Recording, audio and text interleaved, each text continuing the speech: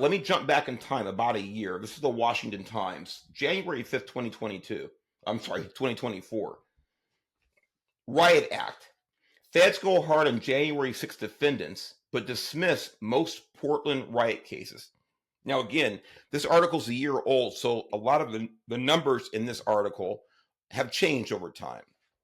But if you remember, Portland, we're talking about here, Portland has a federal courthouse.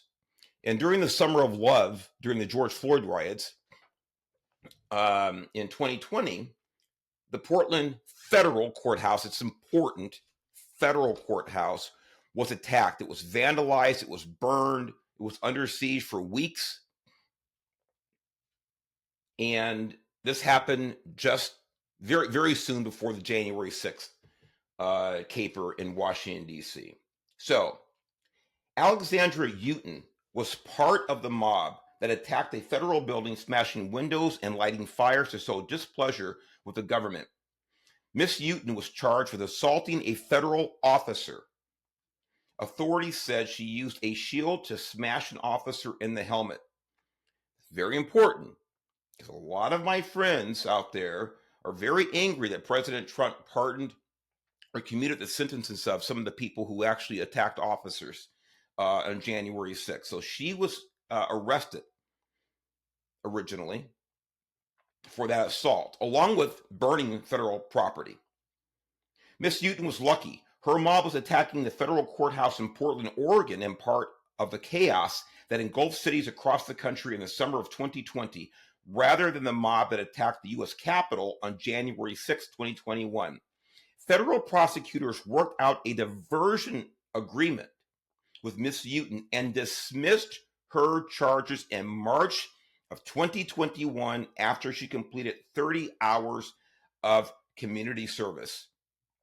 She is one of more than a dozen defendants from Portland offered diversion agreements and one of 70 to have their cases dismissed without a conviction. Compare that with the January 6th defendants. Justice Department records show that more than 1,230 people have been arrested, way more than that now, because we know that 1,550 were pardoned or commuted by President Trump.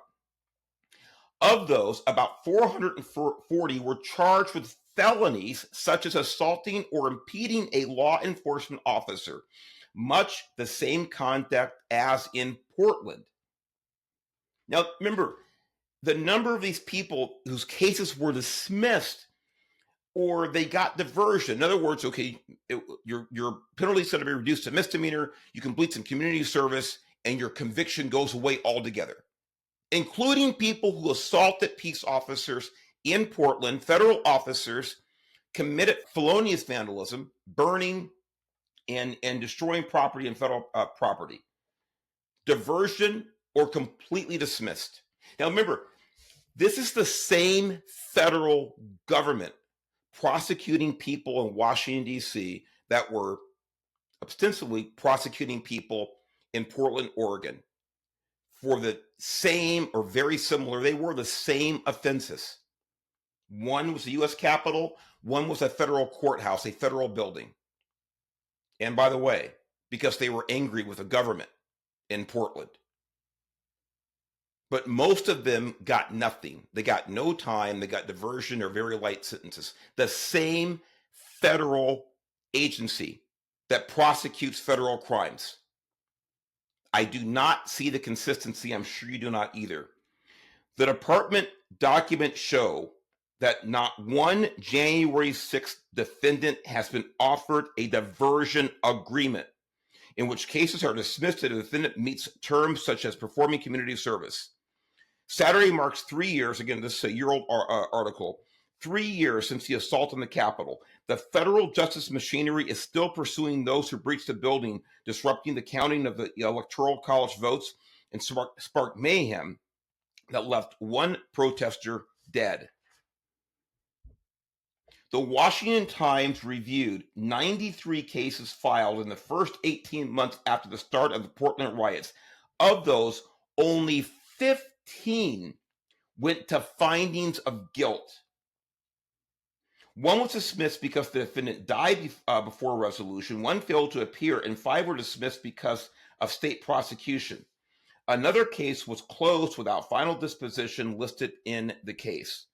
That leaves 70 cases, a full 3/4 of all the federal prosecutions stemming from Portland riots, dismissed without a trial or plea. Ladies and gentlemen, if you can imagine someone smashing your window, and we have them on videotape, they maybe admit to doing it, and the local or county prosecutor just dismisses the case. I'm talking about just your private property, your home.